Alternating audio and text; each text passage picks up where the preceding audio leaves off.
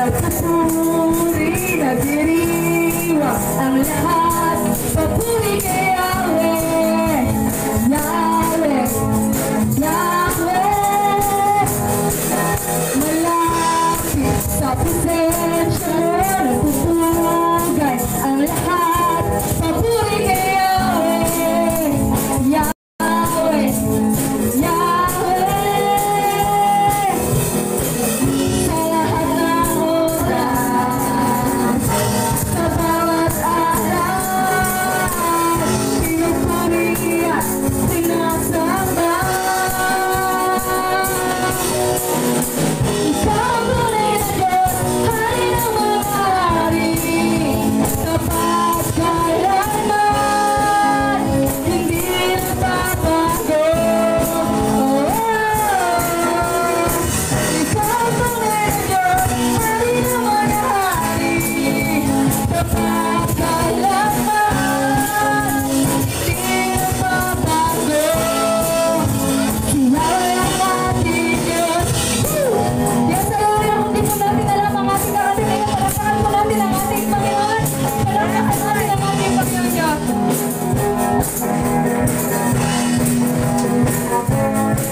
Umawi, nagpupuri, nagdiriwang ang lahat. Papuri kay Yahweh, Yahweh, Yahweh. Lumulapit sa presensya mo, ang lahat. Papuri kay Yahweh, Yahweh, Yahweh. Sa lahat ng oras, sa bawat araw, pinupuri at sinasamba. Pinupuri na Diyos. Ikaw tunay na Diyos, Hari ng mga hari, tapat kailanman, hindi nagbabago.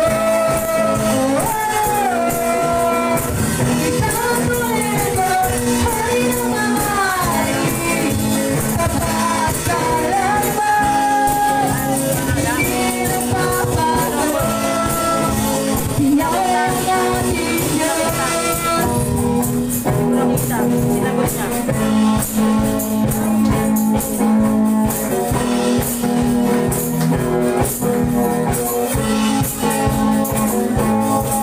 Pagpapalay, bumubuhos na. Yahweh, Yahweh, sa ngalan niya't may kagalingan. Yahweh, Yahweh, sa kanya'y may tagumpay. Yahweh, Yahweh, pagpapalay, bumubuhos na.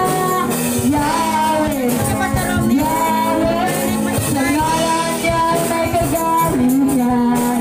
Yahweh, Yahweh, sa kanya'y may tagumpay. Yahweh, Yahweh, sigaw ng lahat ng nilalang. Yahweh, Yahweh.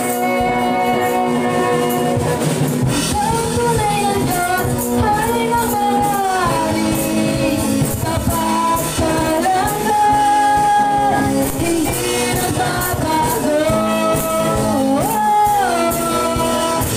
Ikaw tunay na Diyos, Hari ng mga hari.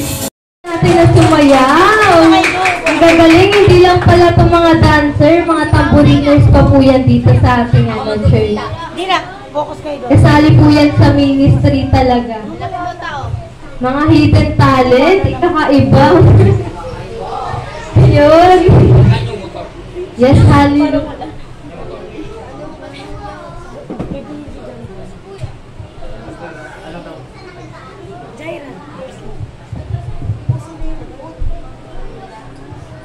Yes, tayo naman po ay dadako na kung sino po ang mga ngaral ngayong gabi.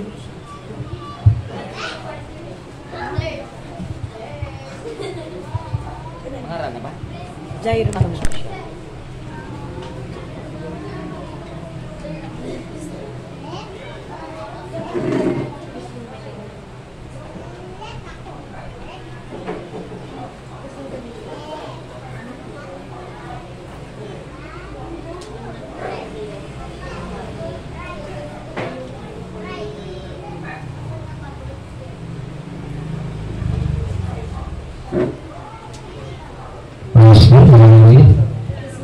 Palpakan natin malakas ang ating Panginoon Diyos. Hallelujah! Ignite! That's the fire! Palpakan natin malakas ang ating Panginoon. Hallelujah! At maraming salamat sa bawat isa na narito.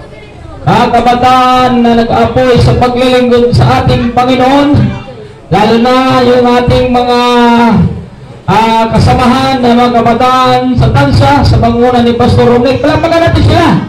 Hallelujah. Napangalayo po ng tansa Cavite, pero dahil sa kanilang pagmamahal sa Diyos ay narito sila. Kaya maraming salamat po sa inyo. At sa lahat po ng kabataan sa Ibagom, pwede ba natin palapagan na malakas ang ating Panginoon Diyos sa bawat kabataan ng Ibagom. Maraming salamat sa inyo, lalo na sa mga bago. Salamat po si Tio at si Marcel, no? Sila po ang ating mga bagong kabataan. At si, ano pangalan? Angel Locsen, nandiyan siya.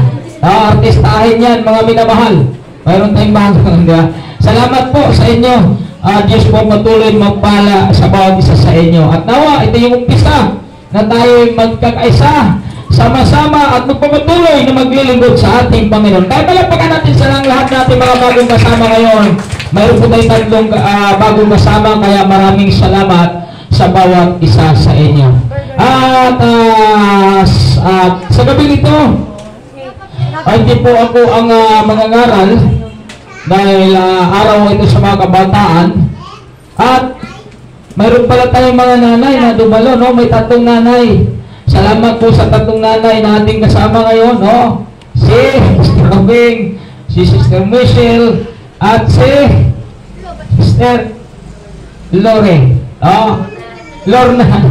Salamat po, no, sa ating tatlong nanay na talagang sumusuporta sa mga kabataan. Kaya maraming salamat po sa inyo tatlo. Diyos po patuloy magpala sa inyo. Kaya salamat at bago ang lahat, bago tayo mga pakinig ng mabuting balita sa bawat nating natasan ngayon, ako po ay magpasalamat sa Panginoon sa lahat ng ginawa niya sa gawain ito, sa maraming trials na dumating, pero salamat sa ating Panginoon ay nakapagpatuloy po tayo at tayo po ang bunga. Kaya nakapagpatuloy po ang gawain ng ating Panginoon. At sa lahat na narito, mga kabataan na naging pagdigma, nakikipaglaban at nakiisa sa limbang ito, maraming pong salamat sa inyong lahat. Magpatuloy lang po tayo dahil sabi nga sa aklat ng Matthew chapter 24 verse 13, manatiling tapat hanggang wakas ay siya lamang maliligtas. Palapagan natin ng ating Panginoon ulit. At sa gabi nito, mayroon po tayong dalawang tagapagsalita at sila po ay talagang seryoso sa paglilingkod sa Panginoon. Yung ating unang tagapagsalita, siya po ay isang teacher, no? Siya po isang guro, no? Future. Siya po yung future nating guro, no? Teacher sa lugar ng Paranaque. Siya po ay 3 taon na po sa simbahang ito. At wala po siyang boyfriend. Maganda, masipag, at wala kang masasabi. Sa gitna ng digmaan ay talagang lumalaban, nakiisa, hindi nang iwan, at karapat-dapat na gamitin natin siya sa ganitong activity. Nakita natin ang kanyang determinasyon, mayroon din siyang pinagdaanan, pero hindi niya dinadamay ang gawain ng ating Panginoon. Habang sa'yo tumayo, habang sa'yo lumalapit, lahat po tayo tumayo. Palapakan natin na walang iba. mo.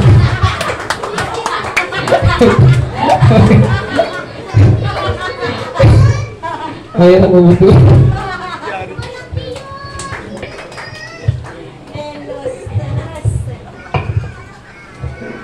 Praise, amen. Sa mapagpalang gabi po sa bawat isa, palapakan po natin ang ating Panginoon. Amen, lahat po tayo ay pinagpala ng ating Panginoon Diyos. Amen, tayo po muna manalangin. Amen, bago po tayo mangaral sa kanyang salita ng ating Panginoon, manalangin po muna tayo, pikit po natin ang ating mga mata. Kausapin po natin, hallelujah, ang ating Panginoon. Yes, hallelujah.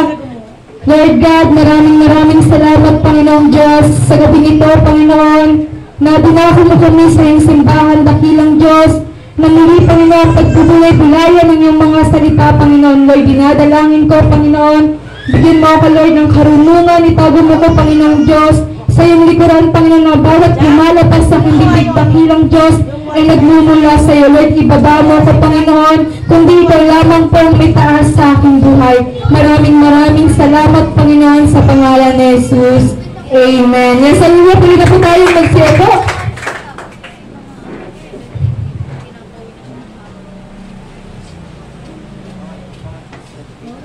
Amen. First time ko po ngayon na mga ngaral sa ating Panginoon na makatayo po sa pulpitong nito. Amen. Ako po medyo kinakabahan dahil hindi ko po alam kung ano po yung ipapangaral ko nung una. Pero napaisipan ko po na sobrang dami ng trials. Amen. Bilang kabataan, hallelujah. Sobrang dami ng trials, pero narito pa rin ako sa gawain ng ating Panginoong Diyos.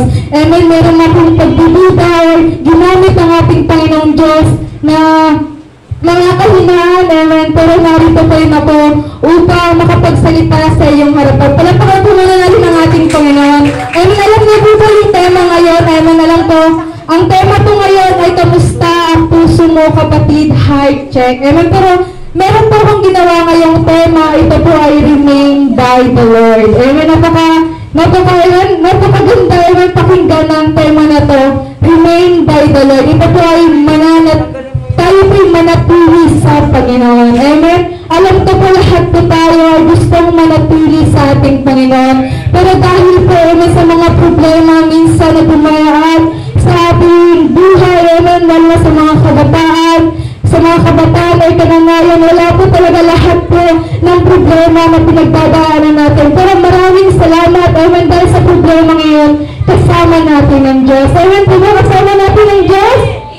Alam ko lahat tayo ngayon ay kasama ang ating Panginoon dahil hindi lamang po tayo narito dahil sa kalakasan o dahil gusto lamang nito, dahil po pinupukaw po tayo ng ating Panginoong Diyos sa buhay natin, amen, na minsan iniisip natin huwag na tayo pumunta doon sa church kasi wala rin namang magagawa, parang boring doon, amen. Pero sa totoo kapatid, mga kabataan, ang tunay po talagang pagpalain ng ating Panginoong Diyos ang mga kabataan. Amen. Ako po dati nagsisimula po ako noon, bata pa po ako.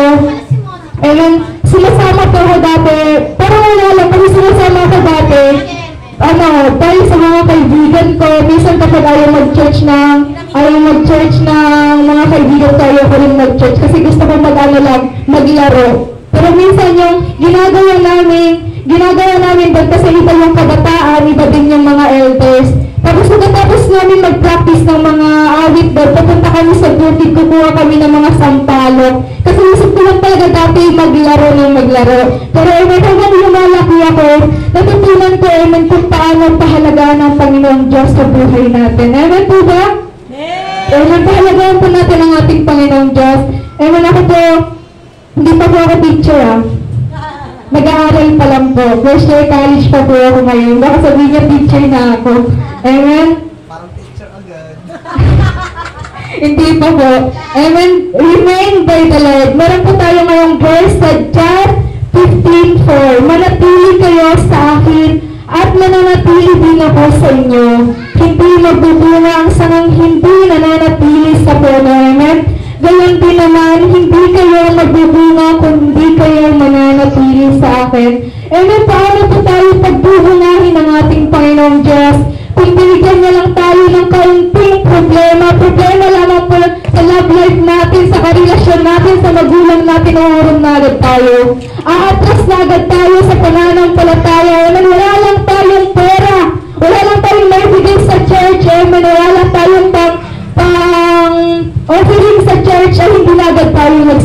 ba? Amen, lahat po ng problema, hallelujah kapatid, lahat po ng problema na binibigay sa atin ng Panginoong Diyos, wala po siyang problema na hindi po natin kayang lipasan. Sabi nga po sa lahat ng problema ay may solusyon. Amen po ba lahat ng problema may solusyon?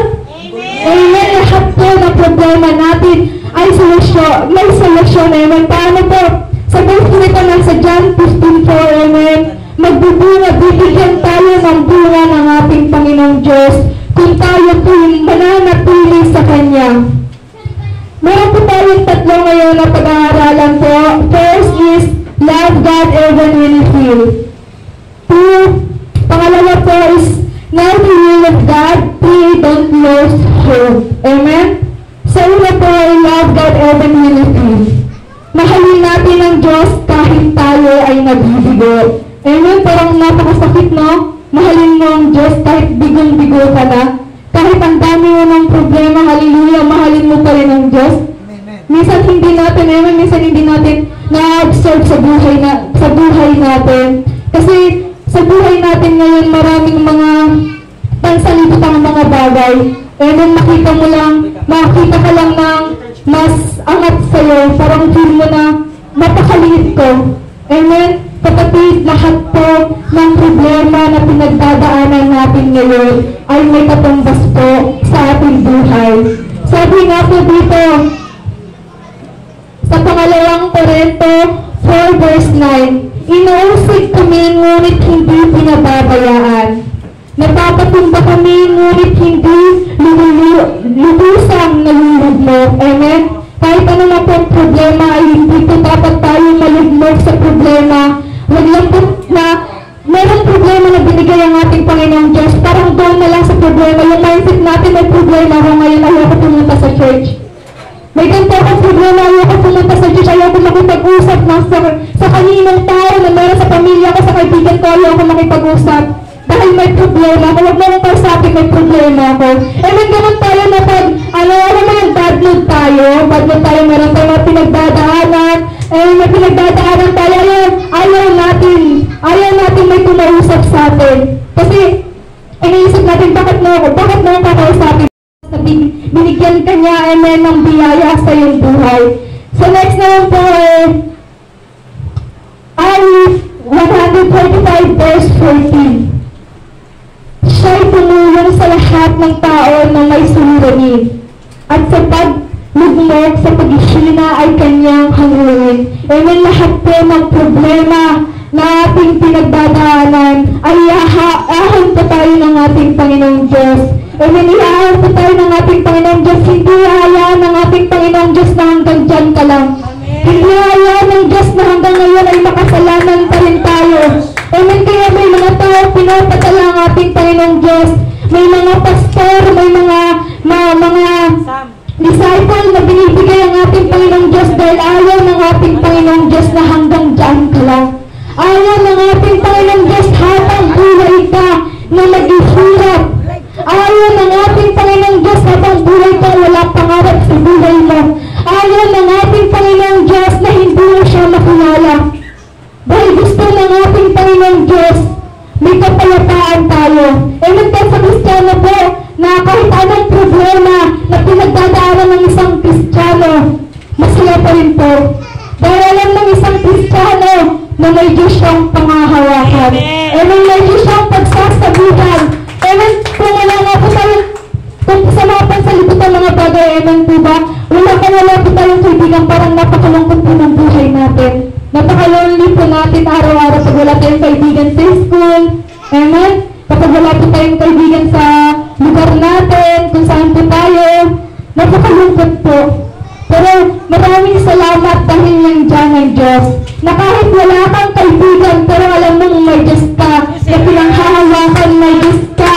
Naniniwala ka sa ating Panginoon. Amen? Ikaw na ang pinakamayaman sa mundo nito. Wala pong halaga ang mga pansalibutan, mga bagay sa mundo nito, pero wala pong halaga. Damit na maganda, wala pong halaga. Pagandahan, wala rin pong halaga. Mas maganda po kung kalooban ng ating Panginoong Diyos. Amen? Marami po nga po na mayaman ngayon, maraming pera, maraming po naman, bahay, lupa. pero walang katahimikan ang buhay nila. Kasi sa totoo lang po, wala silang Diyos. Wala silang Diyos. Hindi nila kilala ang ating Panginoon.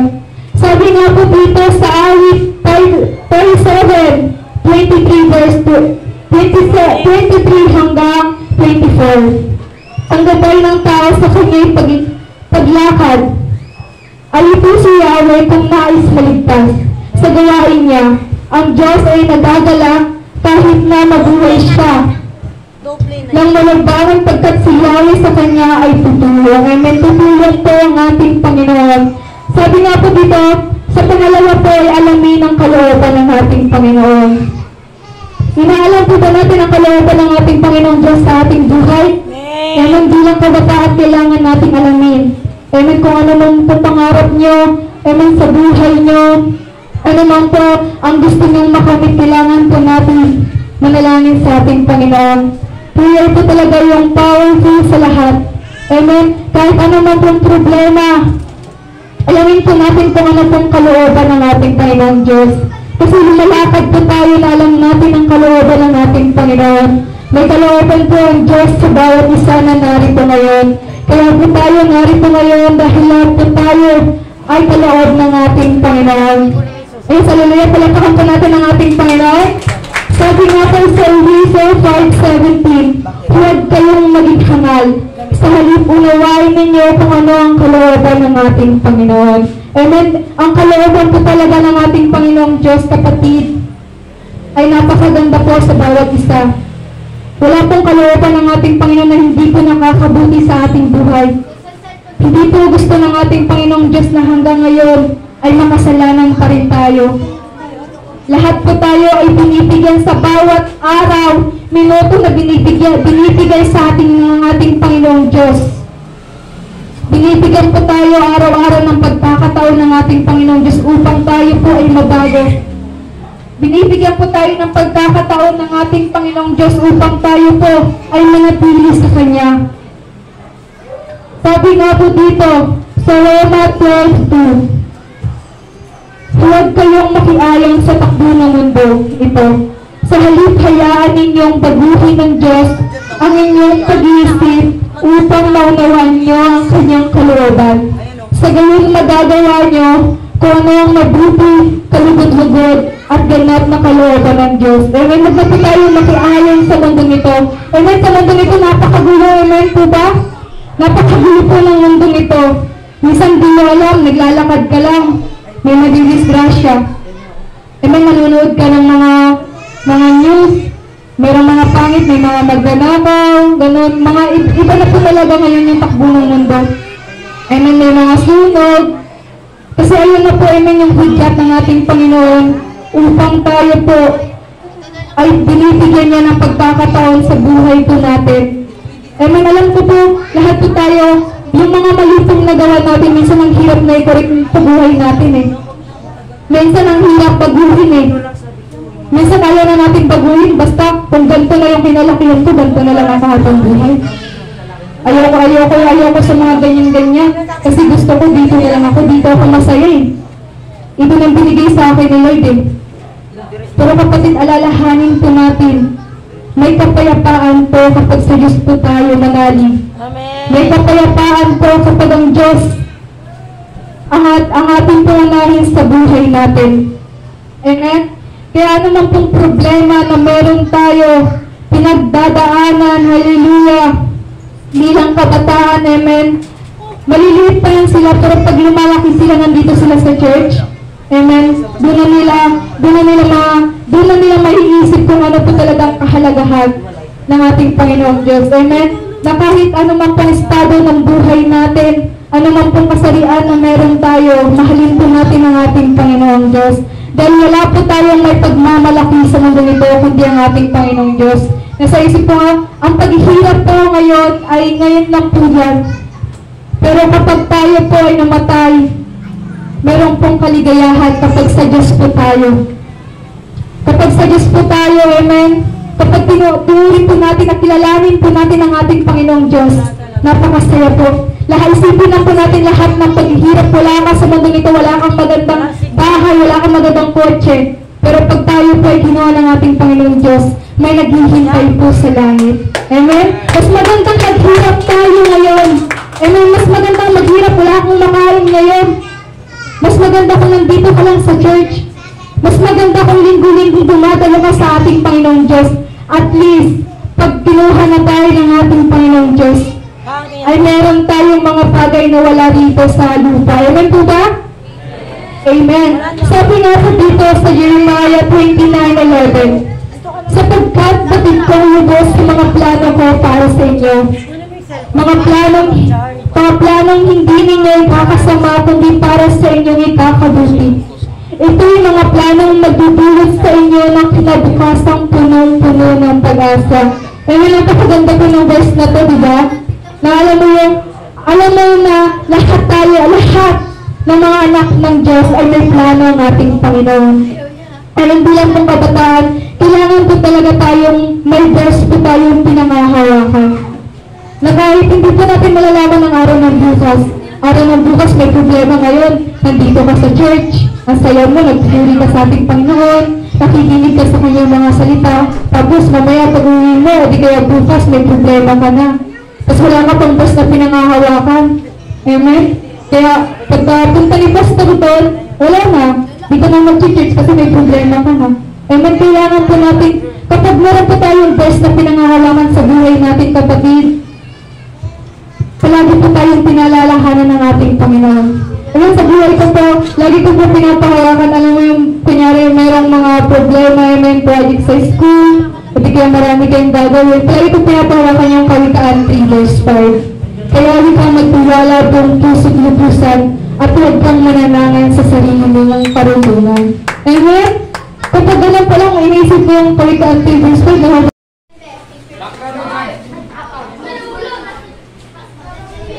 Ten, ten, ten, ten, ten. Load leader, ano masasabi mo na nanalo ka? Salamat! Salamat! Ano masasabi mo na natalo ka? Ay, natatalo ka? Sino kasama mo nanalo? Magano daw? Magano? Magano? Maduga! Magano? Maduga. Ikaw, ano sabi mo na natalo ka? Ang masasabi ni Ba't mo binuksan? Ano masasabi ko? Natalo Ano ako? sabi mo na natalo ka? Be humble. Natalo ako? Natalo. Ay. Bingi ka na? Maginis ka ng tenga. Sabi ni Pastor Dominic. Ako naman. Sabi ni Pastor Yan na, magsisimula na. Ay, sabi ni Pastor Dominic. Ano daw? Dali. Ano masasabi mo? Sabi ni Dave, uminom Na masarap yung juice ba? Hindi. Hindi. Ikaw, masarap yung juice? Hindi. Buka. Sabi mo niya, hindi masarap yung juice ah. Ang sarap. Sarap. Ano masasabi mo na natalo ka? Masaya. Tapos kinaltukan pa ako. Hala, yabang ah. Sabi niya sa akin, ginano niya ako. Tapos kinuha niya. Ba't ka magkala? Ano yan? Alam ko na yan. Alam ko na yan. Sige. Rapol. Ikaw, ano masasabi mo na natalo ka? Hindi ako natalo, nanalo ako. Isang beses. Ano sabi? Ina. Ako! I wish be... Ay, bunot. I always be humbled. Magpakumbaba ka. Sa akin, pag hindi ka nagpakumbaba, at magano ka pala si jealousy, pupunta ka sa impyerno. Tingin mo na. Baka pag na kayo yung nanalo tapos di kayo pumunta, wala na. Sa iba ka na. Lak na. Para di ba kayo na-class, nabulot siya. Okay, si bahala na. Sa iba ka na dito. Oo, gano'n. Okay, game. Then, ialok tapos si Pastor ang bubunot. Amen. Para walang daya. Hindi po na lahat. Wala bang tayo tugtog dyan?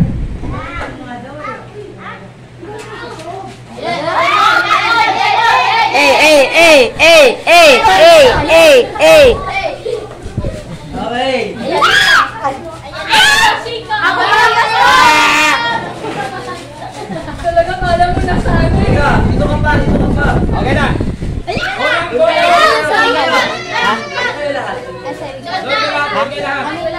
Di ko nga alam eh. Di ko talaga alam. Di ko talaga alam. Unang bunot. Ayan na! Malalaman na natin. Para sa mystery gift. Yay! Mystery! Para sa mystery gift. Ay, ganun kami. Lakasan mo. Number 1. Yan na, yan na! Jackpot! Jackpot! Jackpot! Jackpot! Wala na jackpot dyan. Unang bunot. Unang bunot. Ang magkakatanggap ang pangalan ay Ten, ten, ten.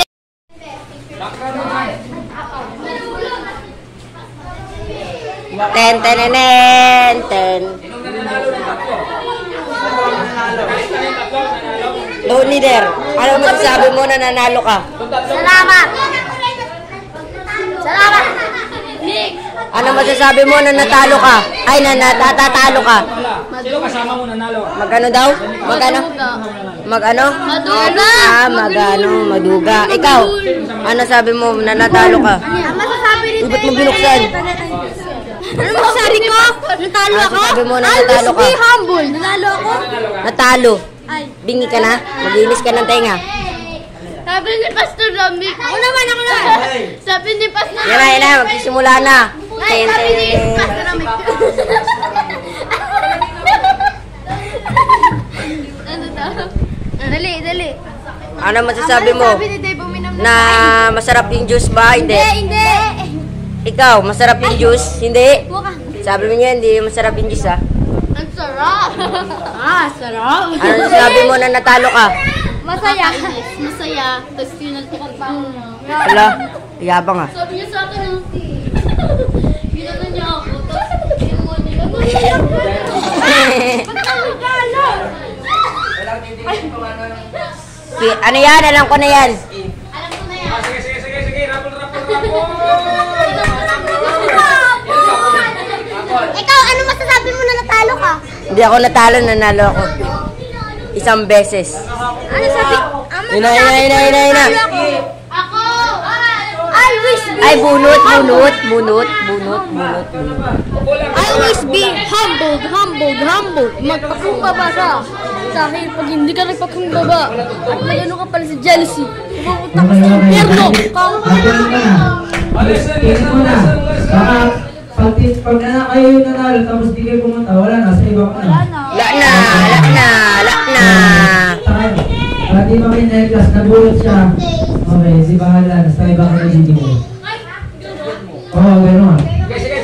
Okay, game. Then, alok tapos si Pastor ang bubunot. Amen. Para walang daya. Hindi po na lahat. Wala bang tayo tugtog dyan?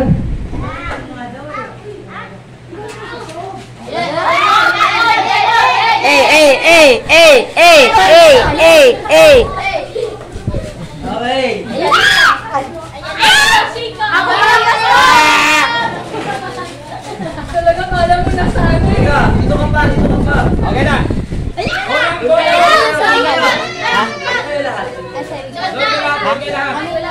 Di ko nga alam eh. Di ko talaga alam. Unang bunot. Ayan na! Malalaman na natin. Para sa mystery gift. Yay! Mystery! Para sa mystery gift. Ay, ganun kami. Lakasan mo. Number 1. Yan na.